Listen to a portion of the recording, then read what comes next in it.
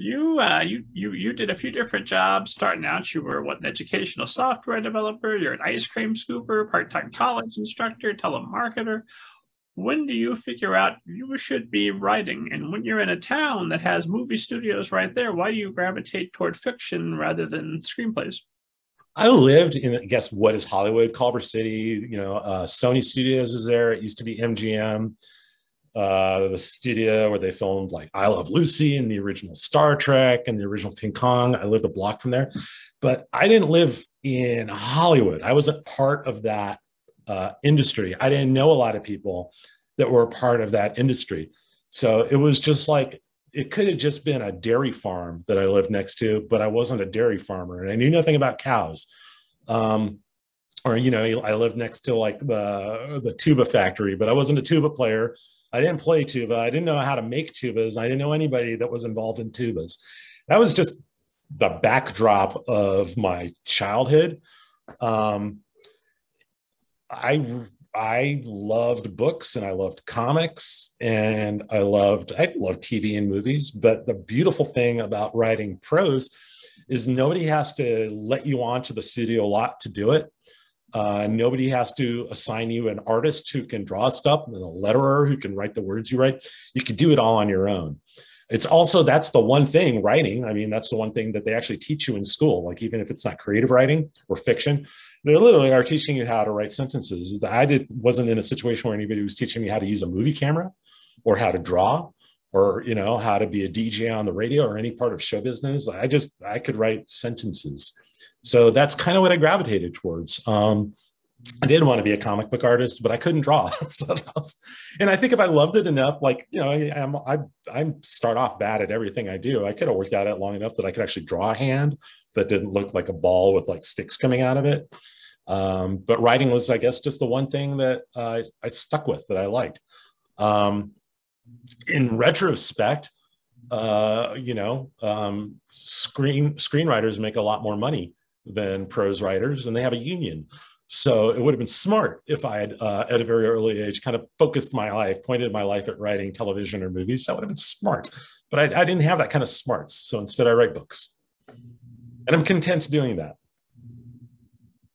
Well, I've heard you talk elsewhere about waiting on new contract opportunities once you've cleared out your current contract load. And so I imagine there's always that moment of, I don't know, like if you're on a trapeze and there's no net beneath you and you let go and you're certain you'll catch the next bar, but what if you don't? Those periods when you don't have another contract, what gives you the confidence that there's going to be another contract? I'm still going to be a writer tomorrow, or is that elusive and imaginary? Do you not have that confidence? I do not have that confidence. And I wrote, my career, I kind of think of it in two phases. In the first phase, I wrote 4 adult novels and 2 middle grades. That was the first phase of my career. And so the end of that, I had written an adult fantasy trilogy for Tor Books, the California Bones books. And I really enjoyed doing that. And then life kind of helped make a decision for me. My parents were elderly, and suddenly I found myself needing to take care of them. I was at the end of my contract. I was out of contract. I was really tired because taking care of elderly parents was like a Herculean labor. And also I was no longer satisfied with my literary representation, my agent at the time. So I thought, let's make a clean break with no idea what I'm going to do next. So I took some time off, wasn't writing anything.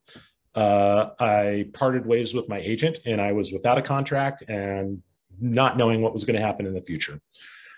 So the main question I asked myself is, what do I actually want to write? I'm not contractually obligated to write anything.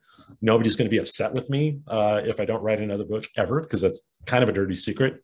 The world is not demanding you write something. You kind of have to generate that drive to write from within yourself.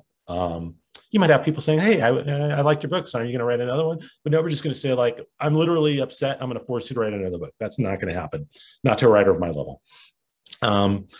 So I thought, what's going to make me happy? What do I feel like writing about? I looked around my life. Literally, I looked around visually and I saw my dogs. And I thought, I'm going to write a story about dogs. Where I am emotionally, I've had a really hard time taking care of my parents. I want to write something that I'm going to have fun writing. I'm going to write something that's going to make me happy.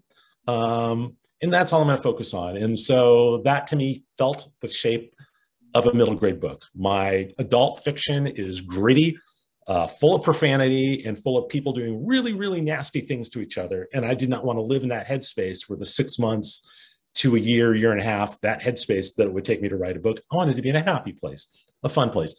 That was dogs. What did I want to do with dogs? What would be fun with dogs? Let's put them on a spaceship. I'm going to write dogs on a spaceship. Okay. So I did that. And then when I had a manuscript done, it's like, well, I'm a professional writer and I have a book and I still want to have a career. I still want to do this. So it's time to time to talk to an agent. That's when I looked for a new agent. And I didn't know when I was looking for an agent that not just that I, Greg, was incapable of writing another book that would be sold and published, but that this book that I wrote would be something of commercial interest to other people. I knew I liked the book. I know anybody else would. Fortunately, Holly Root liked the book. Fortunately, she found an editor at HarperCollins who also liked the book. And that just sort of started the second phase of my career, which is this so far has been standalone middle grade books.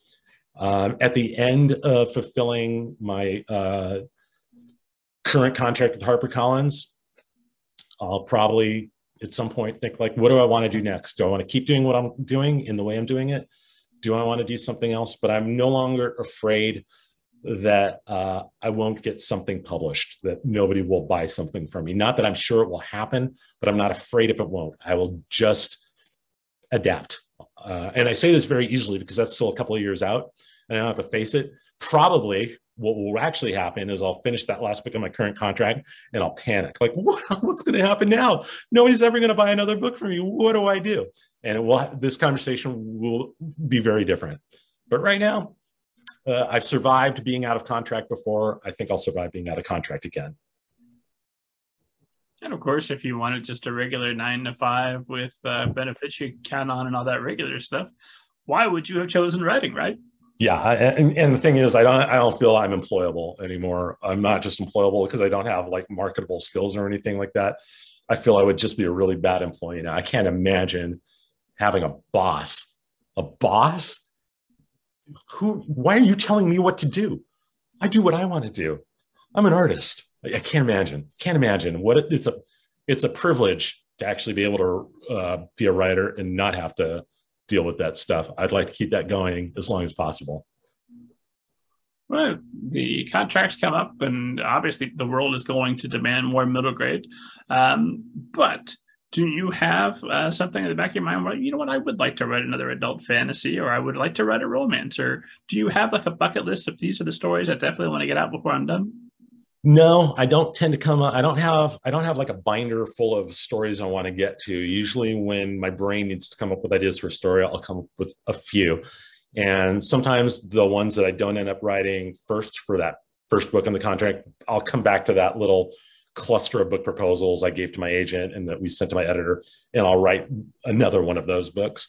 But I don't have a long list of stories I want to get to. I don't have a long list of things I want to write. Right now, I'm kind of dipping my toe into picture books because I think that's kind of an interesting thing that I've never done before. And it's an interesting exercise to write a good story with minimal number of words. So I'm interested in doing that. Maybe comics. I would love to adapt one of my own things for the screen or work on somebody else's property. But I'm really happy right now doing middle grade science fiction and fantasy. I feel I'm in my stride. I feel this is my happy place. I feel that there is not a huge, but there is a readership for what I'm doing and that I enjoy writing for. So I'm kind of happy doing this. Who knows? 2 years from now, it might be a totally different story. My brain might undergo some change. It could be that all middle grade books are now being written by AIs and we no longer need humans to write them. I don't know. But I hope to keep doing this for as long as I can. That's the way I feel today, right now. Well, my hope is once the AI starts writing books, so not once they start, but once they get truly competent at it, so that we can't tell the difference between their books and a human's book, so they'll just start writing books for other AIs. So super smart machines will enjoy them, and humans will be like, "Well, we better go back to the human writers. We don't know what the AI are talking about anymore." Yeah, my fear is that the AIs will be better at it than we were and make more money, generate more money for large corporations than the human writers. So I don't lie awake at night worrying that I'm going to be replaced by an artificial intelligence, but maybe that's short-sighted of me. Maybe I should be worrying that I'm going to be replaced by an artificial intelligence. Do you feel that worrying is going to stop this from happening? Worrying very seldom stops anything from happening. No, what we have to do is we have to dive down to the center of the planet where the mainframe exists. We'll call it the Geppetto engine, and we might have to take it out. I don't know. I don't like violence, but I'm not unwilling to blow up a mainframe at the center of the planet. I like to think that there's a version of humanity where we look around at each other and like, hey, you know what? We had a good thing here, but I think this AI, it's better. Go and spread your wings and fly. and what are we doing while the AIs are doing that? Peacefully, quietly going extinct. Okay, yeah. Maybe we'll play guitar and play with Legos and whittle. It'll be like a nice peaceful retirement for the 7.5 billion of us on the planet. And then the aliens will come down and they'll meet the AI and they'll be like, oh my God, thank God those humans are out of here. You are who we were hoping to meet eventually. We were just waiting. I think it's going to be the wood aliens versus the AI, and it'll be like a franchise movie, wood versus steel. And yeah, I would watch that. This anthology just became a 7-book series. Oh my gosh, yeah, no, seriously. I think we're onto something here. So I'm going to edit all that out of this podcast, and then it'll just be ours, so we can run with it later without the world stealing it. Yes, please preserve the commercial viability of this intellectual property we've created.